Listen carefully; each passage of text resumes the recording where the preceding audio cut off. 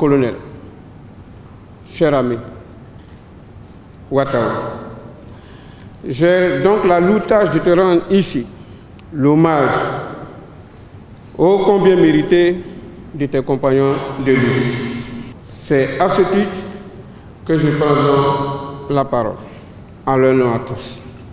Décembre 1999, 5 janvier 2020, cela fait exactement 21 ans, je dis bien 21 ans que nous avons consacré notre vie, que dis-je, notre jeunesse, à la recherche et pour la cause, la noble cause de la paix, chers frères, de la justice, de la liberté, de l'égalité. Dans la nuit du dimanche au lundi, lors de la présentation de vœux à son Excellence, Monsieur le Président de la République, chef suprême des armées, Monsieur le Président de la République, que tu appelais affectueusement le vieux, quand on se retrouvait entre nous avec le colonel-major Diarra-Souba, d'une voix altérée, triste, prononçant ton nom, nous avons deviné aisément ce que nous avons refusé d'accepter. Les informations qui circulaient sur les réseaux sociaux, nous avons compris la portée de ce qui allait être dit par ton papa, par le vieux, par le président de la République. Il annonçait que son fils, le colonel-major Ouattara Isiaka, Ouattao, son fils est décédé dans la nuit du dimanche 5 au lundi 6 janvier aux États-Unis. Impossible de dire ici des mots, pas des mots je dirais, de ce que nous avons ressenti. Une douleur qui virit, l'envie de hurler, le sentiment d'un gouffre qui s'ouvre sous les pieds. En une fraction de seconde, nous comprenons que le monde, le nôtre, venait de chavirer. Pas de rémission possible, impossible de revenir en arrière, moins de 10 secondes après l'annonce. Les magnifiques photos s'étalaient à la une des journaux, des photos desquelles nous trouvons souvent des commentaires qui accompagnaient de tout genre, qui décrivaient l'homme, un homme qui parlait avec les yeux pétillants, de vie qui regardait l'objectif sans ciller, toujours ce sourire énigmatique, comme nous le voyons ici sur cette photo. Chers amis, chers frères, comment peut-on tenter de passer de la présentation de notre ami Ouattao vivant à celui de Ouattao mort, couché là devant nous dans un cercueil? Depuis l'annonce de ta mort, Ouattao Whisky, il fallait trouver des ruses pour ne pas s'effondrer. Aujourd'hui, ces retrouvailles sont déchirantes puisqu'elles augurent d'une séparation à venir et celle-là définitive. Te voir allongé dans ce cercueil, irnette, devant ces hommes et femmes venus de très loin, Ouattao. Pour certains, là, plus qu'immobile, erratique, la vue des visages émus de tes compagnons de lutte, larmes au bord, des yeux en sanglots, étouffés, c'est pénible. Souvenir des familles et amis, essayant cet après-midi de rester droit et de contenir leurs pleurs, comme pour être à l'unisson de la dignité ambiante. Ouattao, tu es un soldat dont la bravoure était sans faille. Ouattao, comme je le disais plus haut, décembre 1999, tu fus un élément clé de la transition. Ne partageons plus le point de vue quant à sa gestion, avec le soi-disant complot du cheval blanc et de la Mercedes noire, les moins chanceux ont été tués. Je vais citer la Grenade, Abu Drama, Cambéré, etc. Nous les plus chanceux, dont toi, Whisky, tu as été emprisonné, torturé, certains d'entre nous ont perdu des dents, toi tu y as laissé ta jambe. Cette jambe qui a été juste sauvée par des pus, comme l'a dit le médecin, que c'est ce qui t'a sauvé, sinon tu aurais été amputé. Ne disposant de rien, ayant tout perdu, privé de salaire, privé de tout, nos têtes étaient mises à prix dès janvier 2000. Nous allons les uns après les autres, par des chemins différents, prendre la route de l'exil. Étant connu, toi et Zagazaga, vous vous êtes déguisés en femmes pour pouvoir réussir à sortir du pays. Oui, nous nous rappelons comme si c'était hier de cette souffrance. Oui, cette souffrance, Whisky, on a subi en exil. Cette souffrance qui ne peut s'expliquer parce que nous l'avons vécue et il faut pouvoir la vivre. On ne connaissait plus le goût de la viande. On ne connaissait plus le goût du poisson. On devait s'organiser nous-mêmes pour préparer notre cuisine. Aller puiser de l'eau chaque soir avec des bidons de 20 litres en main et par petits groupes pour pouvoir ravitailler ceux parmi nous qui étaient désignés ce jour pour faire la cuisine. Te rappelles-tu, Whisky, quand on nous donnait pour nous les non-fumeurs 2 paquets de biscuits et pour vous les fumeurs 6 cigarettes une fois par mois? Est-ce que tu te rappelles encore de ça à par rapport au whisky? Il nous fallait souvent mettre des cordes au bout de nos chemises, pour ceux qui avaient des draps, au bout des draps, pour les accrocher sur des branches sèches, pour avoir un peu d'ombre. On partageait le soir au coucher nos chambres avec des chauves-souris. Oui, avec des chauves-souris. Et cela pendant plus d'1 an. Fatigués de cette souffrance, Whisky, nous allons, à visage découvert, faire le chemin retour, cette fois pour mettre fin à cette souffrance. Et bien sûr, par l'instauration de la liberté et de la démocratie. Au lendemain du 19 septembre, après l'échec, nous avons décidé de nous organiser pour faire face à la résistance. Oui, en créant des compagnies, pour ne citer que quelques-unes. Cobra Force de Los, Fansara de Fofié Kouakou, Atchengen de Morou, Guépard, que je commandais, et Anaconda. Anaconda, qui est donc le nom du plus gros serpent du monde, ce nom que tu as gardé jusqu'à ta mort.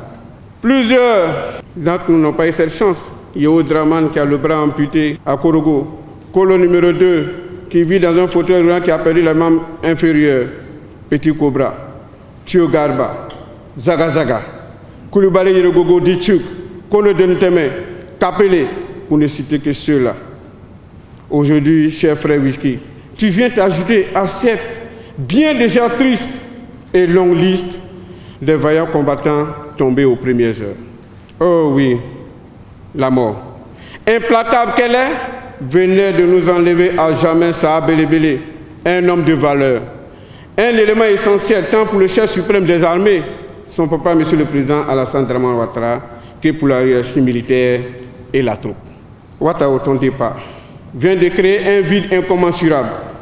Oui, mieux que toi, qui pourra maintenant expliquer à tes enfants pourquoi tu voulais profiter de la vie, pourquoi tu essaies de vivre avec le peu que Dieu te donnait, et toi qui couvais les tiens, tes enfants, tes épouses, d'amour, d'attention et d'affection. De longues années semblaient encore être permises et rien ne pouvait faire prévoir le départ prématuré d'un homme que nous étions si heureux à compter au nom de nos plus affectionnés amis. Hélas, le renversement de nos espérances, la perte de Ouattao, notre être cher, est une preuve que nous devons subir avec résignation. Ouattao, te rends-tu compte de ce que tu fais? Autour de toi, que dis-je, autour de ton corps sont réunis sans voix ton papa, tes amis, tes frères d'âme. Plus jamais ils ne t'appelleront Ouattao, ils t'appelleront Saha Belebele. Cette émotion et cette douleur si forte que je ressens aujourd'hui de dire que notre ami, notre frère, votre fils, chers parents, votre fils, Excellence, Monsieur le Président de la République, votre fils, Ouattao, nous a quittés, et cela définitivement. Ouattao, pourquoi accepter de t'arrêter si tôt? Le 1er janvier 2014, une anecdote, le président de la République qui arrivait à la suite du Conseil des ministres au palais, le colonel qui était lieutenant-colonel, qui venait d'être premier lieutenant-colonel, s'est donc mis au garde à vous et il s'est présenté à son excellence, Monsieur le Président de la République. Et il a dit, commandant Ouattara Isaka, commandant second de la garde républicaine. Le président de la République surpris, il a dit, mais quel commandement? J'ai signé un décret hier qui disait que vous êtes promu au grade de lieutenant-colonel. Il dit non, moi je passe, excellent monsieur le président, en fait c'est un tableau, donc le tableau je passe donc lieutenant-colonel en le mois d'octobre. Le président de la République a dit tout de suite, ça prend effet dès le 1er janvier. Nous pourrons dire ici que Ouattao, depuis cette période, tous les officiers, tous les décrets signés par son excellent monsieur le président de la République, tous les officiers promus portent donc leur grade à partir du 1er janvier. Et ça nous le devons. Militaire charismatique, tu as toujours été à l'écoute des hommes, de tes amis, pour laquelle ils t'endurent tout. Aujourd'hui, nous sommes rassemblés pour honorer, rendre hommage au garçon formidable que tu étais, un homme avant tout, d'une grande simplicité, avec un cœur énorme. Fougueux, aimant les gens de la vie et la vie, toujours au grand sourire, aux lèvres, et le mot pour rire. D'une joie de vivre intense, un éternel enfant par-dessus tout, tes parents, ta famille, tes amis que nous sommes, respectueux et attachants, mais surtout un ami, le meilleur que tu sois, entier, sincère, franc, drôle et toujours là quand on a besoin de toi, à l'écoute de tes amis, compréhensif et réconfortant. Te trouver là couché sur le lit du soldat, pas celui du soldat Ouattao, pas à côté de tes enfants, chers frères, pas à côté de tes épouses. Ouattao, tu es couché là dans un cercueil pour nous dire au revoir, pour nous dire que tu es parti et que tu nous as laissés. Cet espoir qui est resté dans notre cœur comme un jardin, dans ton retour à Roseraie, est aujourd'hui fané. Oui, fané. Et j'en suis comme tout le monde terriblement triste. Il est fané et c'est là définitivement. Mon cher ami Ouattao, du haut de tes 52 ans passés sur cette terre, trop coûte pour partir maintenant. L'émotion est grande et ma peine immense. L'incompréhension m'anéantit, Ouattao. Toi ici, reposant devant nous, tellement irréel dans ce silence que tu laisses, que ton sourire ne rompt pas, toutes ces larmes qui coulent et notre cœur se serre en pensant à toi, Ouattao. S'il te plaît, pourquoi si tôt? Le président de la République, ton papa te pleure. Oui, il te pleure. La première dame te pleure. Le président de l'institution te pleure, le ministre d'État. Oui, ton ami, le ministre d'État que tu appelles le Golden Boy, te pleure.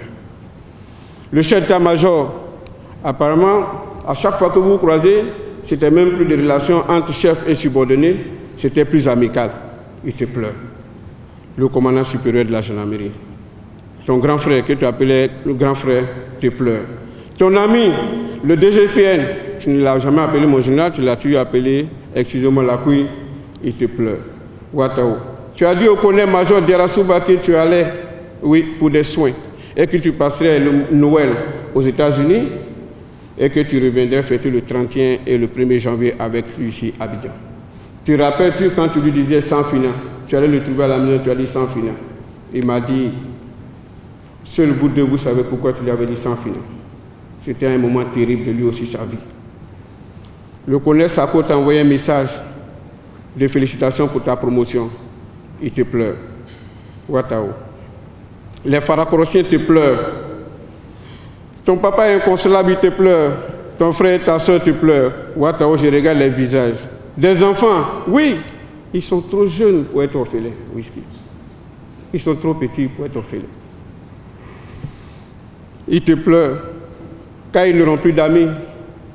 Ils n'auront plus de complices avec qui jouer, avec qui danser. Je me rappelle quand nous sommes allés saluer, à la maison, ton fils a dit, maman, il y a du monde dans la cour, habille-moi s'il te plaît dans mon boubou. Elle allait l'habiller. Et l'enfant a dit, maman, habille-moi parce qu'il y a fête à la maison. L'enfant ne savait pas que son papa était parti pour toujours. Nous avons été touchés. Oui, Djeneba, Mimi, Maï, oui, je vous regarde. Whisky, je les regarde. Tes femmes sont inconsolables, elles te pleurent. Oui, elles n'auront plus d'amis. Elles te pleurent, elles n'auront plus de foyer. Elles n'auront plus de complices. Ce matin, je sais encore que tu es près de nous. Probablement là où tu es parti, tu es heureux parce que nous te connaissons et que nous t'aimons. Nous croyons en cela pour soulager notre peine, notre douleur, Ouattaro. Nous ferons le deuil en nous disant que tu es resté égal à toi-même, fier, digne, fidèle à tes valeurs. Nous voulons que tu saches une fois de plus combien nous t'aimons, Ouattaro. Chers parents, tes épouses, tes enfants, oui, nous leur disons d'accepter également et en même temps notre compassion, notre profonde reconnaissance. Sachez également que votre époux, votre fils, votre papa, oui, votre papa, le colonel-major Ouattara était aimé et admiré. Vous pouvez être légitimement fiers de lui. Soyez assurés de notre indéfectible soutien, nous les Farakochiens, nous ses amis, nous ses frères d'armes. Soyez sûrs que nous ne perdrons le souvenir du colonel-major Ouattara Isiaka. Adieu au colonel-major Ouattara Isiaka. Adieu Ouattaro. Adieu Sabé. Adieu à jamais dans notre cœur.